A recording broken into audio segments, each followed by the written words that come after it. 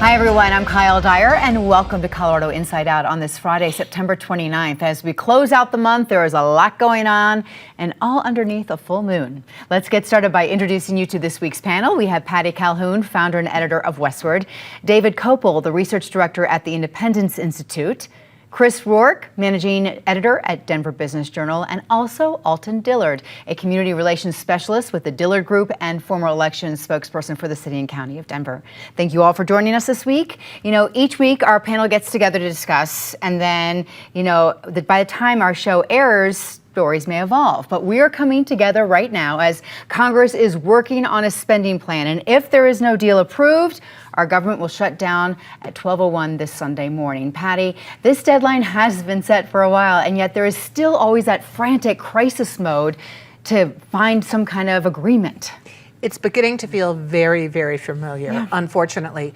You know, if an elk bugles in the forest and there's no one to hear it, does it really happen? Think about Rocky Mountain National Park, biggest time of the year for their Rocky Mountain National Park, with the fall leaves turning and the elk bugling, and a huge income provider for northern Colorado. That could shut down on Sunday morning.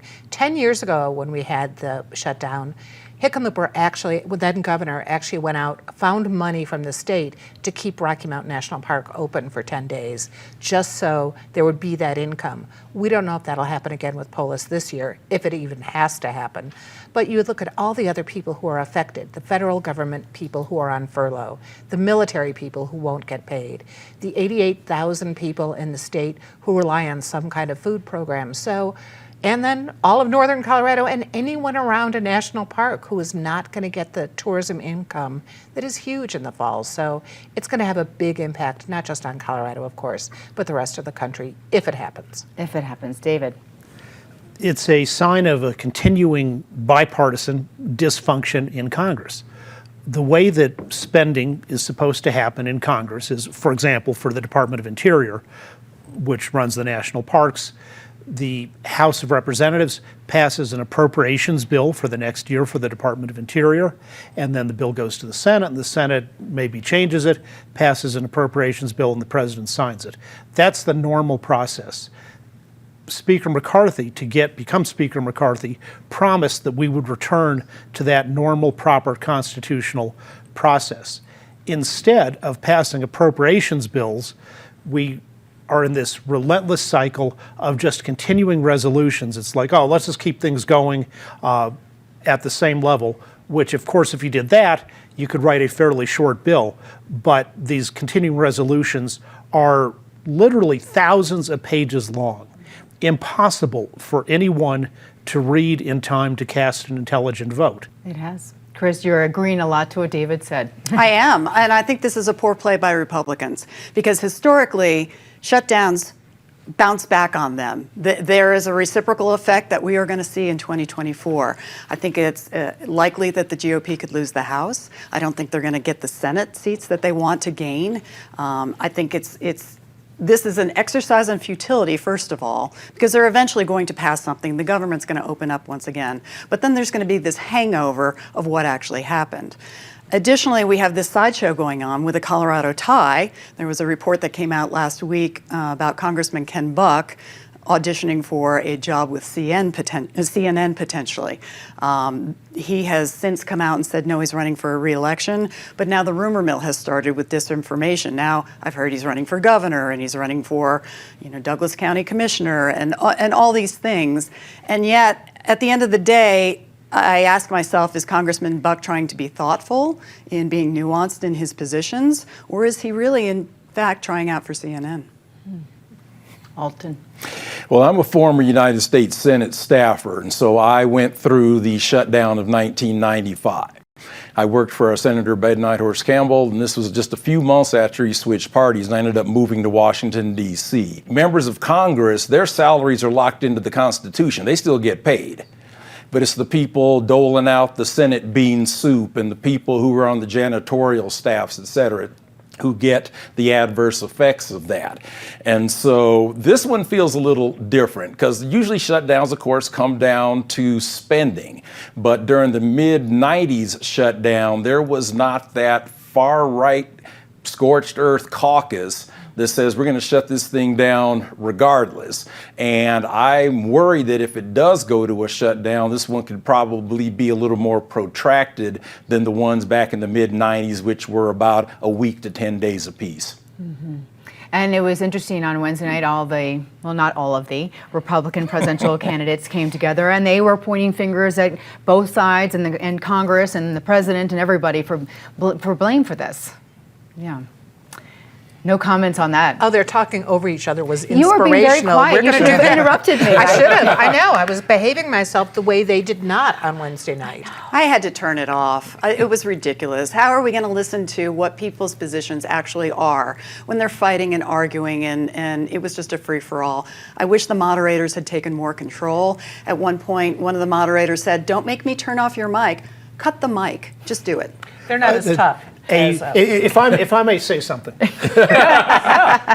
for me, a highlight was when one of the moderators asked this ridiculous question of which other candidate on the stage do you want to vote off the island? And Ron DeSantis said, this is ridiculous. This is not a game show, and had a proper answer. And also another good answer to that question was Chris Christie, who's not going to be the nominee, but is a mean-spirited, articulate New Jersey guy. He's wonderful on television, and he said, of course, the answer should be Trump, the guy who won't show up in debate and defend his ideas because his behavior has been indefensible, and he's cowardly enough to know that he can't go toe-to-toe with the others. Tuesday's sweep of a homeless encampment by the governor's mansion in Denver made for the first encampment sweep in which unhoused individuals were moved into temporary housing. And while the Johnson office had worked with that aspect of our housing issue in Denver, more migrants are arriving in Denver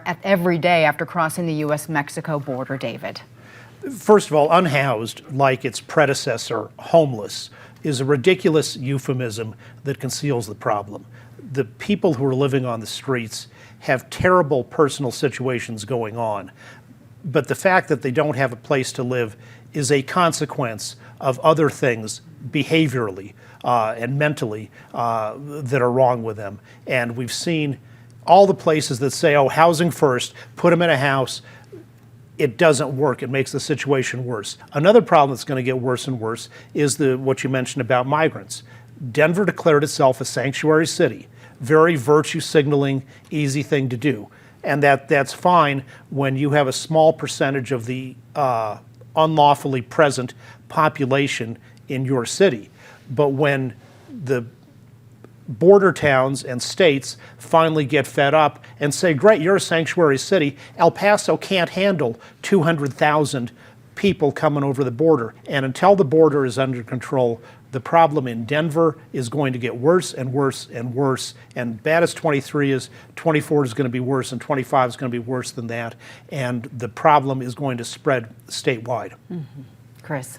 Yeah, David's got a great point about, housing first. Does it work? There are people that will argue that, of course it does. They've seen great statistics and great success. But he brings up a great point about the many cities that have tried this and have failed. San Francisco being key among them. The homeless population, those who are unhoused, has grown from 2005 to 2020, has literally skyrocketed, despite, their best efforts to provide housing first.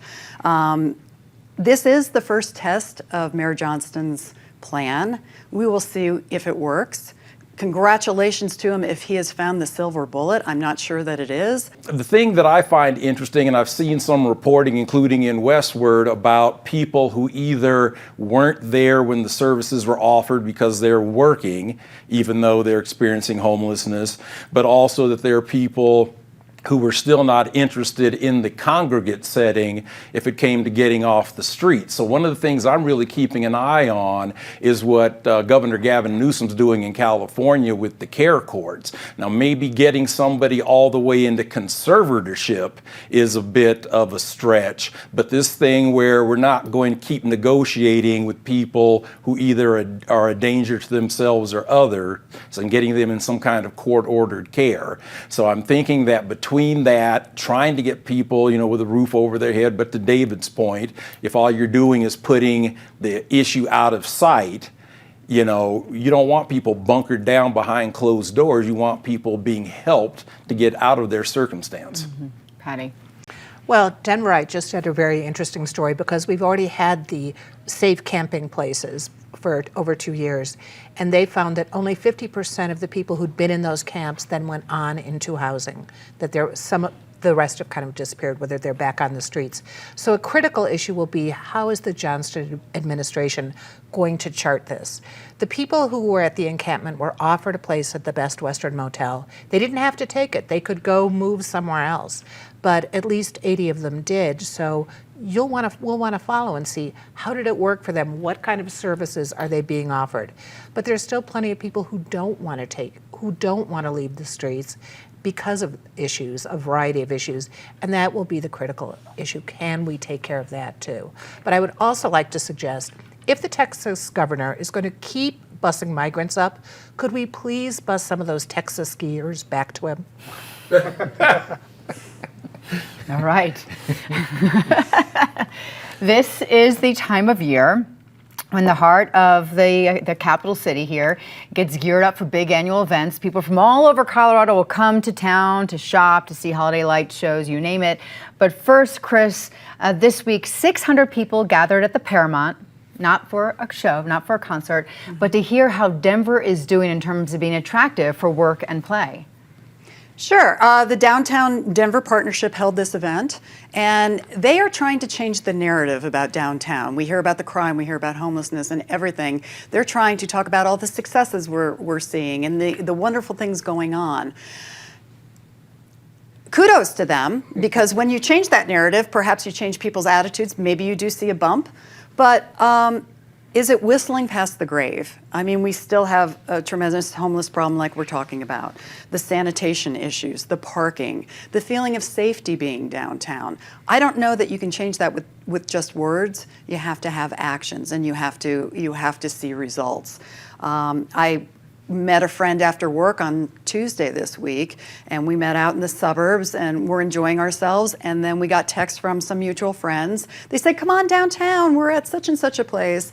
And my friend said, I don't want to go downtown. I'm over downtown Denver. It is, the lower downtown part turns into amateur night after a certain amount of time. You've got this ongoing excuse making about the pandemic being the thing that led to downtown's downfall.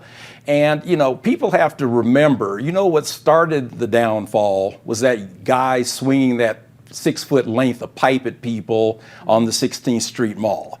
That was all the way back in 2016. That predates the pandemic. I know there's this sort of move to get people out of cars in Denver, but if you don't have a semi-decent transit system, it just does not work. We need places to park. We need people to be able to go downtown, be able to enjoy their public spaces without being harangued, panhandled, petitioned, whale saved, children saved, whatever the case. You need to be able to go in public and just every once in a while have someone not in your face, and downtown Denver's not set up for that. Well, we do have some significant problems. One of them is the mall construction project. And that was planned long before COVID. Once you've started it, you've got to finish it. It was unfortunate because if you go downtown, which I do every day, it is like an obstacle course getting there. I went yesterday, I decided I'd drive to the tail end of that downtown partnership event to see how long it actually took to find a parking place. And it was a good half hour, which was, but fortunately we made up for it by sitting outside at the West Saloon where the event was. And actually it was a great afternoon, beautiful in Denver, even though the mall was a mess. People were walking around, people were shopping. It is not the hellhole that a lot of people describe. Alton, when our office was by the wine coupe in 1989, they were cutting off bums' heads. You might recall that. I mean, there have always been issues, and lower downtown has always been bromance central. I mean, it's always been a tough spot to go to. But there are still great places to go downtown. And people need to go and make their own decisions. The arts, you do not want to avoid things at the Denver Performing Arts Complex. Just park earlier. The former El Chapultepec building, which has now just had a concert Wednesday night, which is really trying to bring back nightlife and remind people how important the nighttime economy is. So go find a restaurant downtown. Go experience it, and you might find it's more pleasant than trying to find parking in Cherry Creek. Hard there as well, David. I grew up as a teenager walking all over downtown Denver in the 70s. It was a less magnificent architecture, somewhat significantly sleazier than it later became, but it was great, and it was basically safe to walk around, and people properly, I think accurately, don't feel that way now.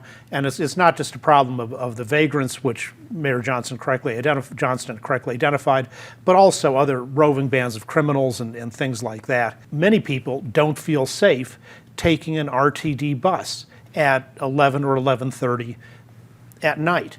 And as for coming in by car, Mayor Johnston's predecessor, Mayor Hancock, worked harder than anyone in the history of this state to cause traffic jams. Penfield Tate talked about that a lot on this show. And Mayor Johnston hasn't done a single thing to reverse the pro-traffic jam policy. So until they solve the accessibility problem, all the great improvements in infrastructure like the mall or Skyline Park won't be enough. Okay. Earlier this year, Colorado legislators approved a law which says it's all right for elected officials to ban anyone from their social media accounts. Well, that is now being challenged by a Denver public school parent who says her right to free speech was violated when she was blocked from the Facebook page of the school board's vice president, Alton. Well, we spend so much time talking about the Second Amendment. Maybe it's time we revisit the First Amendment. The Founding Fathers really did not envision things like social media, et cetera. And I'm one of those people that 99.9% of the time, I'm going to give any elected official who puts their name on the dotted line to try to serve a populace in these crazy times, a baseline level of respect. And so even though I don't always agree with Director Anderson, there comes a time where it's like, how many pot shots do you want to, take? I can understand the need for protections, but maybe there needs to be some kind of separation between your personal and professional profiles, and maybe that's one way to tackle that. But I just think this is a slippery slope. Patty. Well, and let's not forget that Anderson definitely blurred the line with his public and professional life when asking for baby presents, birthday party things. And this woman who filed the suit, fascinating, because she was very concerned about what the DPS had said about, and specifically Anderson had said about McAuliffe and the principal there. And she had a child there and wanted the word to get out. And at the time, DPS was framing the narrative on that school. And we've since seen that they said, actually, even though there was the holding room, there was nothing racist about how the holding room was used. The students who were in there were of all colors. So I think, if you aren't behaving properly in a professional way, people are going to come at you any way they can. The U.S. Supreme Court is going to take two cases on this, and where there's a split, the Ninth Circuit involving a school official says, look at this guy's Facebook site or whatever it was. He's constantly doing official business on it, making announcements about the school board, all these things. It looks very much like a government website. And on the other hand, the Sixth Circuit says, in similar circumstances, well, there's nothing in the law that said this official had to maintain a website, or a social media site. No taxpayer dollars are spent on this. Nobody else in the government is telling this official what to say or put on it. So on First Amendment law, there are good arguments on both sides. Maybe here's something we can agree on. The Blair Caldwell Public Library is doing a month-long exhibit to honor the 1 4-year term of Director Anderson in his pathetic public career. Maybe public libraries should spend their resources on honoring people who have made a more substantial contribution to our city. Okay. Chris. David, I didn't realize you were so funny. I agree with David. I think more about this lawsuit being a sort of a challenge to the law rather than necessarily going after information pertaining to DPS. Anderson has mixed posting about work on his personal page. I don't know, does he have a business page? I'm not sure. However, when it comes to a personal social media site, I'm for blocking all day long. I do it frequently and a firm supporter of it. But ultimately, I think David's right. It's going to come down to a Supreme Court decision. Okay. Now, let's have the panel talk about some of the disgraces and the good things of this past week. Patty, I'll start with you. That's something that just really kind of ticked you off. Well, besides David stealing half of my disgrace, the behavior of the Republican candidates Wednesday night was so bad, but the moderators were not great either. And Dana Perino, who is a Denver woman, that was one of the reasons I wanted to catch her, how she was doing. When she asked the survivor question, I don't know if CBS paid money for product placement on the debate, but that was a new low point in debates. Mm-hmm.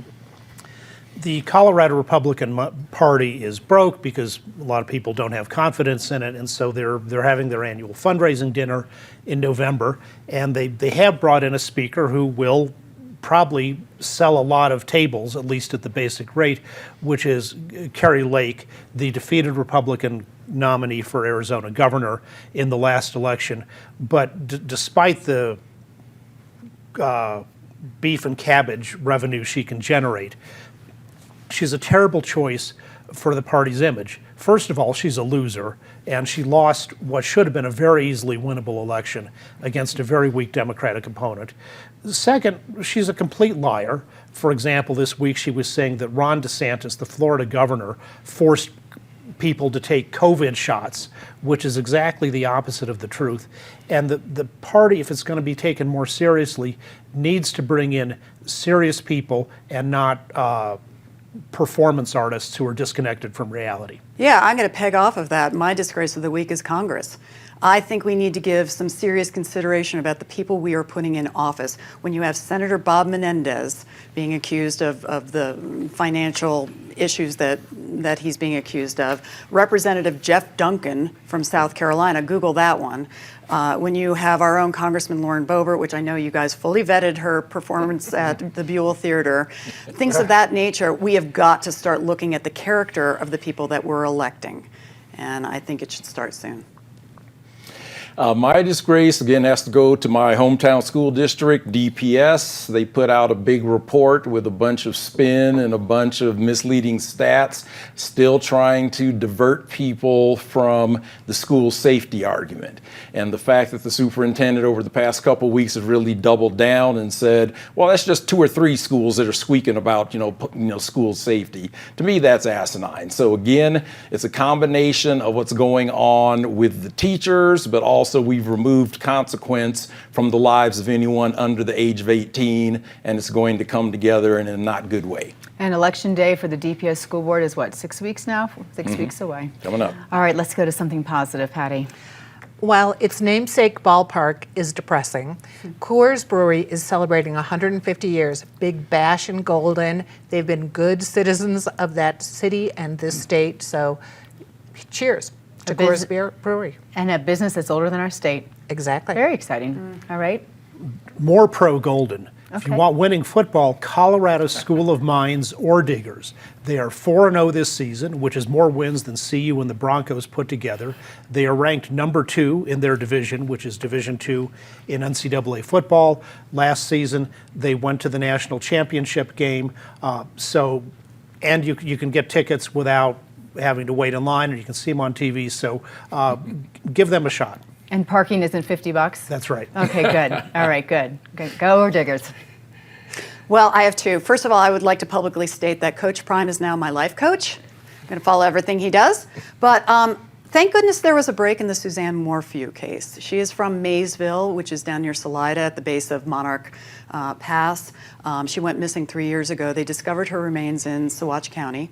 And investigators say they have more questions than they do answers at this point. If you want to look into Saguache County's reputation, just Google Saguache County body found. It is a county of 6,500 people where there's been a lot of trouble there as far as when people go missing.